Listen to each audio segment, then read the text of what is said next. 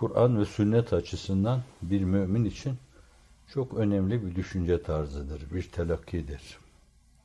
Kendiyle yüzleşme mevzuunda önemli bir husustur. Bunu keşfeden insan, zannediyorum farklı hadiselere maruz kalsa da her şeyi evirir, çevirir, bunun üzerinde yorumlar. Yani bu dantelayı iyi çıkarmak için çok mükemmel örülmüş bir kanevçedir. Buna vurunca çok mevzun olarak, ölçülü olarak her şey çok ciddi bir tenasüp içinde ortaya çıkabilir. Bu kendi ülkende sen bir sürgüne maruz kalabilirsin, tecrid edilebilirsin, hapishanelerde sana yer hazırlanabilir, mahkeme dolaştırılabilirsin, vatandaşlık haklarından mahrum edilebilirsin, vicdan hürriyeti adına preslenirsin, ezilebilirsin. O mülahaza içinde bu durumların hepsine birer cevap bulabilirsin sen. Böyle kendinle yüzleşip de, nefsinle hesaplaşıp da bu türlü problemlere kendin cevap üretince çevreni suçlamazsın. Başkalarıyla kavga etmezsin. Kadere taş atmazsın. İçinden dahi olsa bir iç mülahaza, bir kelamı nefsi, iç konuşma, bugün de geçmişti. Maturidi Hazretleri ifade ediyor. Böyle neyim var ki benim başıma bunlar geliyor demezsin. Çünkü iman rükünlerinden hangisi olursa olsun o sorgulanınca hafizanallah imanın o noktasında bir gedik açmış olursun. İmanın bir yanını yıkmış olursun. Hazreti Üstad'ın değişik yerlerde imanın 6 erkanı arasında telazum olduğundan bahsediyor. Yani birbirini gerektirme vardır. Allah'a iman meselesi, peygamberlere iman hususu olmazsa eksik kalır. Oysa ki çok önemli bir rükündür. O ona kendisi rüknü azam diyor. Esastır yani. Her şey o yörünge etrafında döner durur. Ama öyle bir Sultan-ı Zişan, kainat gibi bir kitap sergilemişse, bir meşer sergilemişse, böyle büyük bir ağaç bitirmişse şayet, onu tarif etmek için mutlaka bir muarrif gönderir. Telazum vardır. O iman erkanı arasında böyle bir telazum var. Birbirini gerektirme demek. Meleklere iman da o gerektirme içinde. Bu koskocaman kainatları birbiriyle münasebet içinde yaratan zat, onu herkes kabul ediyor. Bir ciddi bir, şartlı bir determinizma var esasken. Bir cebrilik var yani. İnsan iradelerinde iradilik var ama fakat kainatta bir cebrilik var. Her şeyi o istediği gibi yapıyor. Yef'alullahu ma yeşâ ve yahkumu ma yurid. O dilediğini yapar ve istediği gibi hükmeder. Bu ona kimse hesap soramaz, kimse karşı çıkamaz. Niye bu böyle diyemez. Yerindedir ol öyle der. Sonunu seyreyler ve huzura erer. Şimdi bunlar çok önemli şeyler yani. Bunları böyle kabul etme. Şimdi bir insan esas suçlayacağı, sorgulayacağı şeyi bulamazsa kendi içinde o başka yerlere taş atar. Kaderi tenkit eder. Hafizanallah içten kafasından geçebilir. Görüyorsunuz çok defa o büyük buluşmada veyahut işte başka şeylerde, sırlar dünyasında ve aynı zamanda 5. boyutta konuşuyor bazı fikren inhiraf yaşayanlar, sapıklığa düşenler. Ne ettim ki başıma geldi? Oğlu ölüyor. Ne ettim ki bu başıma geldi? Benim oğlum ölecek bir oğul muydu? Şöyle kara kaşlı, siyah gözlü, elma yanaklı filan bu evlat. Neden ölüm onu götürdü falan gibi destan kesiyor. Doğuda çokça, yaygınca bulunduğu gibi ağıtlar kesiyor ona ve fakat Allah'a karşı itirazlar, kadere karşı tenkitler, esas Cenab-ı Hakk'ın umumi, adiyattan olan kanunlarına karşı, nizamlarına karşı başkaldırmalar gösteriyor. Neden bu? Tenkitini tevcih edecek yeri bulamamış. Esas o önemli bir mesele. İşte Hazreti Bediüzzaman o noktaya dikkatlerimizi çekiyor. Neyin üzerinde duracağız? Başıma bir gaile geldi. Kur'an diyor ki ma asabeke min hasenetin fe min Allah ve ma asabeke min seyyiyetin fe min nefsik. Sana bir hasene geldiği zaman, bir iyilik, bir güzellik isabet ettiği zaman o Allah'tandır. Ama başına gelen bir gaile, bir musibet, bir bela o senin kendindendir diyor.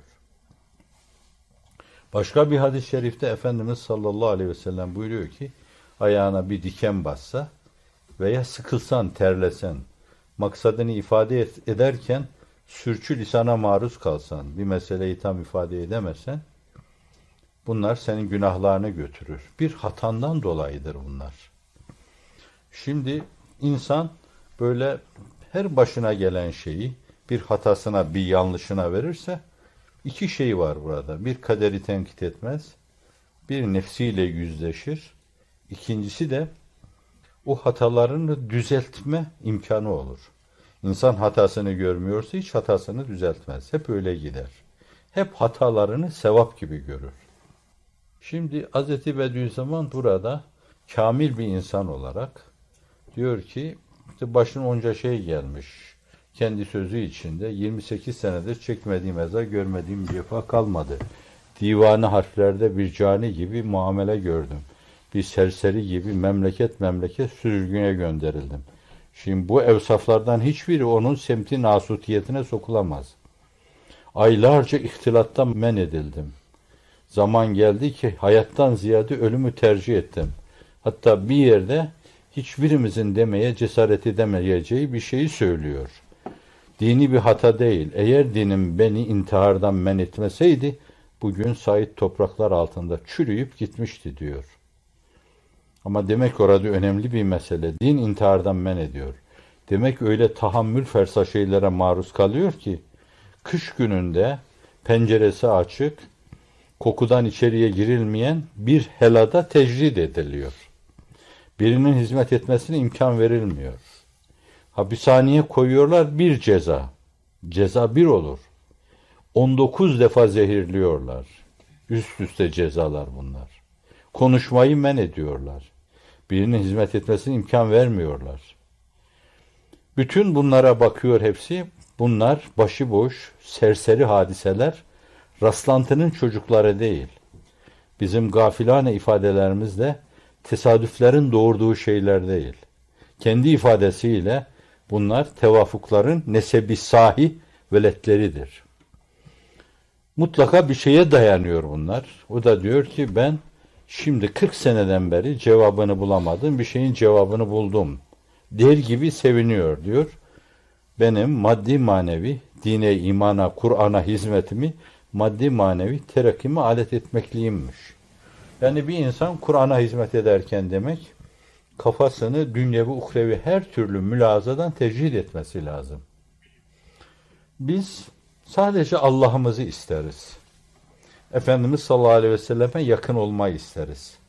Çünkü sahibi şeriat bizi o hususların ikisinde de mazur görmüş veya teşvik etmiş ve aynı zamanda tasvip de buyurmuş onu.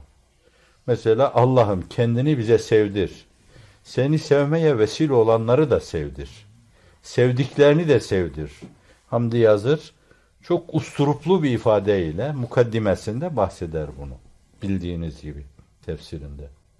Şimdi bu sahibi şeriat tarafından bir yerde belki bize vacip kılınan şey, vazife olarak yüklenen şey, bir yerde tavsiye edilen şey, bir yerde teşvik edilen bir şey olarak söylüyor. Öyleyse biz münhasıran ona kilitlenmeliyiz. Yani Allah'ı sevmeye kilitlenmeli ve Allah'ın rızasına kilitlenmeliyiz. Ama onun dışında bir yandan ihtiyacımız olan, bir yandan endişelerimizi gidermenin yolu olan, bir yanda ebedi saadetimiz adına istemeden edemeyeceğimiz şeyler bulunan, mesela cehennemden uzak kalma, her sabah işte 7 defa ecirna minennar, ecirna minennar, ecirna minennar, cehennemden bizi halas eyle, bize necat ver, bize kurtuluş ver diyoruz. Onunla başlıyoruz. Ve sonra da sonunda biz burada ve etkinlel cennete ma'al abrar diyoruz. Cehennemden sığındığımız gibi orada da tekrarda bulunuyoruz. 3 defa diyoruz Allah'ım bizi cennetinle serfiraz kıl, firdevsinle serfiraz kıl diyoruz. Bunları kulluğumuzun karşılığı olarak istemiyoruz. Kulluğumuzla ona sadakatimizi ortaya koyuyoruz. Fakat öbürüne dayanamayız. Berikisiz de edemeyiz yani. Cennetsiz edemeyiz. Bir yönüyle kendisini görme şerefiyle şerefyab olma. Cemali ve kemalini duyma ve aynı zamanda kendimizden geçme, mest olma. Oranın mestu mahmurluğunu yaşama, bunlar cennete girmeye bağlı. Cennet öyle bir ufuk ki ancak oradan Allah görülebilir. Cennet öyle bir ufuk ki oraya çıkmayınca Allah'ın rızasına ulaşamazsınız.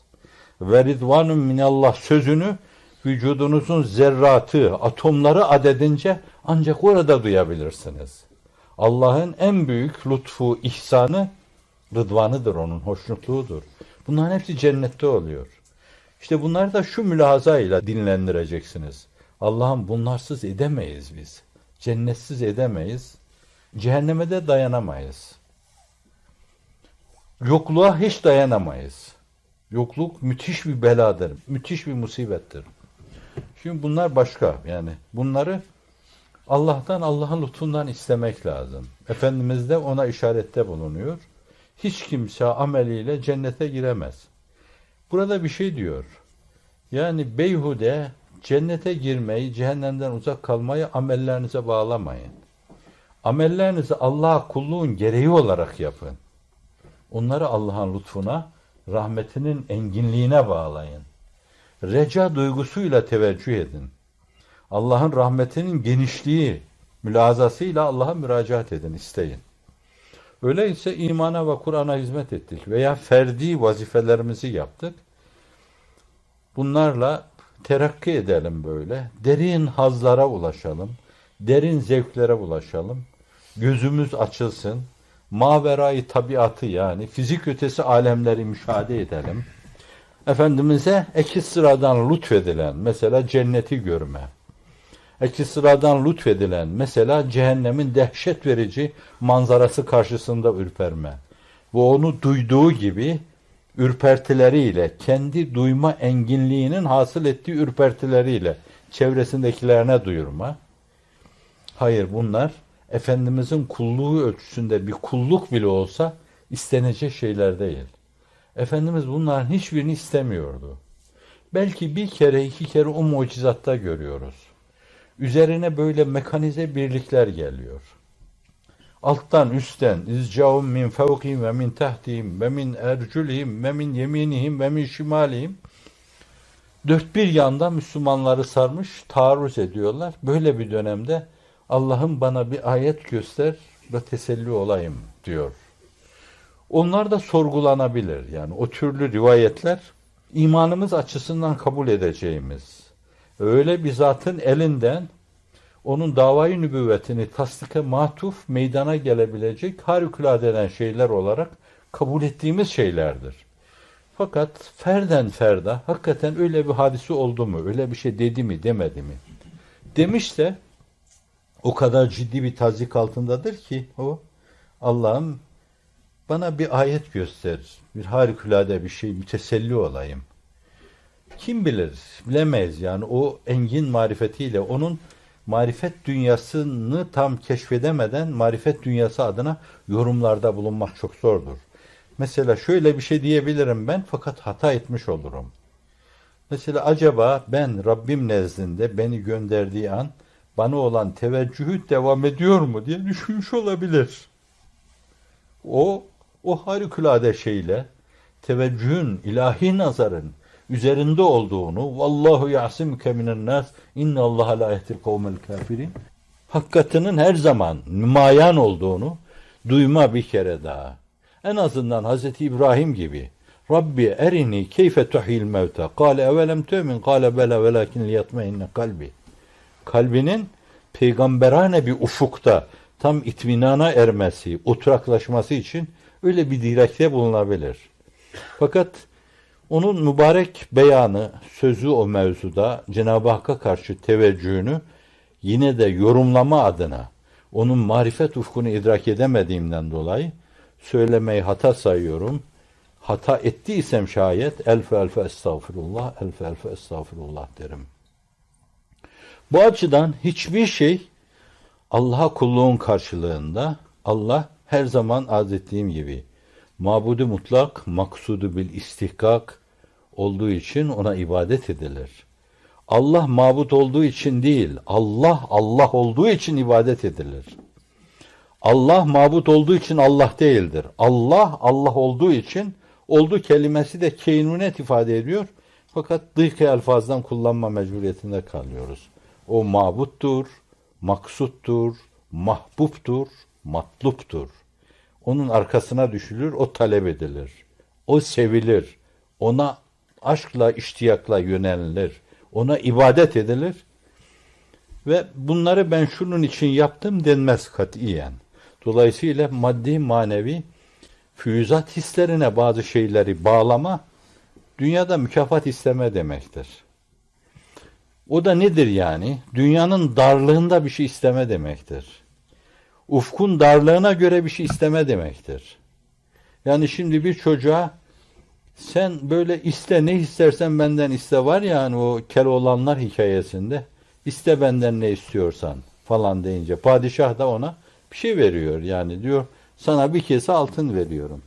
Bir kese değil 10 kese altın verilse, seni muhayyer bıraksalar böyle, rahmeti deryalardan daha engin, sana arzu sema genişliğinde cennet vaat edecek bir zat, sana senin isteklerini talep mevzuunda bir arzu etme imkanı verse, şimdi sen çocuksu bir istekte bulunursun. Bir çocuğa 4-5 yaşında bir çocuğa bayramda ne istiyorsan benden iste. Babacığımdır. Gittiğinde böyle orada dükkanlara uğra bana birkaç tane bilye al der. Ayaklarıma bayram günü giyip de böyle çaka yapacağım bir çift popul al der bana. Şöyle bir şey al der. Göğsüme takacağım bir gül al der. O onun darlığı içinde istediği bir şeydir. Kendi dünyasına bakışı açısından istediği bir şeydir. İnsan dünyada ubudiyet gibi cenneti peylemeye yetebilecek bir şey. Marifet gibi, muhabbet gibi cenneti peylemeye, ebediyeti peylemeye, Cenab-ı Hakk'ın cemaline talip olmaya yetebilecek bir şeyi dünyada çok basit şeylere zevk duyacağım, haz duyacağım, ibadetimle mest olacağım böyle. Bunlara bağlaması kendi darlığıyla bazı şeyler talep etmesi demektir. Ben niçin taleplerimi, isteklerimi çocukluk idrakime emanet edeceğim? Neden meseleleri dünyanın darlığına bağlayacağım? Öbür tarafta ben başka bir şey olacağım. Duygularım da ona göre başka bir şey olacak. Öyle şeyler isteyeceğim ki ben orada gördüğüm, duyduğum, hissettiğim şeylerle. Orada benim istediğim şeyler karşısında bana diyecekler ki Baytekin gibi şu semaları, yıldızları, kehkeşanları senin emrine verdik. Allah Allah. Ben neye mazharım, neye açığım, bu adamlar ne komik şeyler bana teklif ediyorlar. Bilye teklif eder gibi bir şey teklif ediyorlar bana diyeceksin.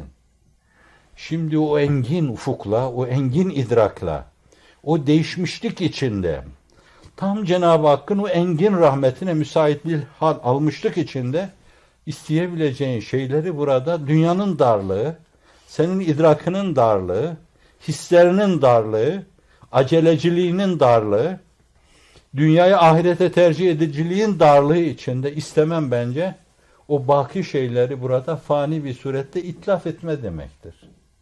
Senin eline bir çek, bir senet veriyorlar. Onu Türkiye'nin içinde kullandığın zaman kullanıyorsun. Mühür basıyorlar ona. Dünyada böyle çok engince bütün dünyayı gezme adına kullanma imkanı varken sen dar bir alanda onu kullanıyor, hakkını kullanmış oluyorsun. Şimdi o mu? Öyle bir darlık içinde onu kullanma mı? O bileti, o kartı, yoksa dünya seyahatini, belki bir gün yıldızlar arası seyahati onunla yapacaksın. Orada kullanmak mı? İşte böyle bir şey. Hazreti Bediüzzaman bu espriye dikkati çekiyor. Ben dine, imana hizmetimi, maddi manevi terakkiyatıma alet etmekliyimmiş. Demek o mevzuda müstahni kalmam lazımdı diyor. Bu bir yani. İkinci mesele, Bediüzzaman öyle miydi? Ben öyle olacağını hiç ihtimal vermiyorum. Çünkü çok nezih doğmuş. 5-6 yaşındayken bizim 40-50 yaşında idrak edeceğimiz şeylerin ötesinde şeyler idrak etmiş. Çok erken dönemde aklı başında, basireti yerinde insanlar tarafından keşfedilmiş. Van'da valinin yanında kaldığı dönemde genç bir delikanlı. Fakat bakıyorsunuz orada da yine bir fikir abidesi, bir muhakeme abidesi ve bunların yanında aynı zamanda bir iffet abidesi. Genç, hareketli, dinamik bir insan. Fakat öyle bir iffet abidesi ki diyor ben onun evinde şu kadar zaman kaldım. 2 tane kızı vardı. İşin doğrusu onları tanıyamadım diyor. Yani mükemmellik dünyaya gelirken numarasına, durumuna uygun ona giydirilmiş bir şey. Aşkın bir insan bu. Sadece dine, imana hizmet etmek için gelmiş. Baştan böyle hazırlanmış. Peygamber varisi bir insan. Bu çağda onu temsil eden, o ruhu seslendiren bir insan. Onun en büyük hadimlerinden, en vefakar dostlarından bu çağda gelmiş bir insan olarak donanımında bir eksikliğin olması düşünülemez. Dolayısıyla da öyle bir insan dünyaya ait bazı şeyler ahirete tercih edemez. Kella bel tuhibbunel acile, tokatını yemek istemez o. Fakat zannediyorum kendi ufku açısından tabiatında okuduğu bazı şeyleri gelişme imkanı bulamamış bir beşer olarak mahiyetinde mündemiş bulunduğu halde fakat inkişaf etme imkanını bulamamış. Onun iradesinin hakkını vererek baskı altına aldığı böyle görünme hissi, peşin zevkini alma hissi, füyüzat hislerinden istifade etme hissi, o duygular içinde mündemiş görmüş onları. Fakat daha ilk merhalede, tahayyül merhalesinde, tasavvur merhalesinde onların ipini çekmiş, haklarından gelmiş Allah'ın izniyle. Ama duymuş onlar, onların var olduğunu duymuş. Ayrı bir mesele bu. Bu herkes için söz konusudur. Bütün beşer için söz konusudur. Öyleyse o zat niye bunu diyor yani? Efendimiz niye illa en yetegammeden yallahu bi rahmetin minhu ve fadlin buyuruyor. Evet ben de amelimle cennete giremem diyor. Sana kurban olayım sen de giremezsen kim girer ki? Ama bize bir ders veriyor. Kimse ameline güvenmesin. O gururdur diyor.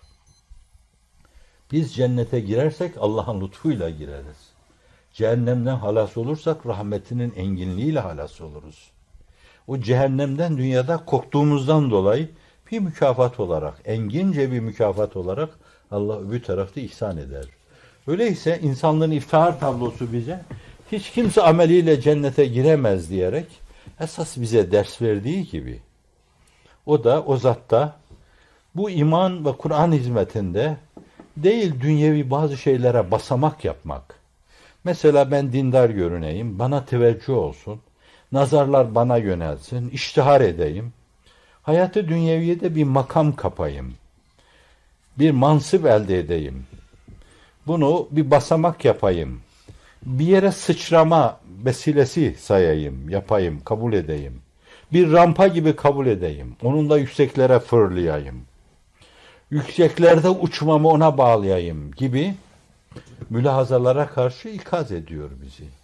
Hayır, o talip olduğunuz şeyler böyle küçük meselelere vasıta olacak kadar basit şeyler değildir.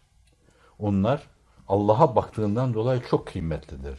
Onların 1 santimi, 1 dirhemi dünyaları peylemeye yeter. Onlar öyle basit, 1 anlık, 1 saatlik, 1 günlük, 1 aylık, 1 senelik zevkleriniz için feda etmeyin. Şimdi o yani dünyevi şeylere alet etmeyin. Yapabiliriz çoğumuz. Çünkü herkeste hubbuca hissi var. Onu bir virüs gibi gösteriyor. Makam sevgisi hissi var. Tamah hissi var. Tuğle emel duygusu var insanlarda. Upuzun yaşama, ölmeme arzusu var. Bunların hepsi insanın ruhi hayatını dinamitleyen virüslerdir. Böyle dünyevi şeylere onlar basamak yapılmadığı gibi uhrevi şeylere de basamak yapılmaması lazım. Kulluğumuzu Şahi Geylani olmak için kullanmamalıyız. Hasan Şazeli olmak için kullanmamalıyız. Ama Allah onları lütfedecekmiş. Zâlike fadlullâhi yu'tî men yeşâ.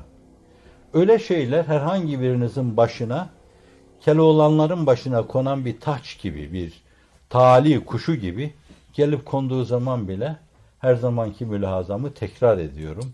Diyeceksiniz ki, ya Rabbi değildir bu bana layık, bu bende. Bana bu lütfüyle ihsan nedendir? Yoksa bu bir istidraç mı? Beni baştan çıkarmak için imtihan mı? Ben öyle lütuflar istemiyorum. Beni baştan çıkaracak bir lütuf yerin dibine bassın. Ve eğer bu hakikaten bir lütufsa, baştan çıkarmaya matuf değilse, ben onu hamd ile, sena ile karşılarım. Ben layık değildim ama sen ihsanda bulundun. Beni bununla herhalde imtihan ettin veya bir yere götürmek istedin. Veya bana bir işarette bulundun. Dedin ki, ilk lütfumu, ilk mevhibemi veriyorum sana. Sen bunu bir sermaye, ana para olarak değerlendir bununla. Nemalandır. Bununla daha büyük şeyler elde et.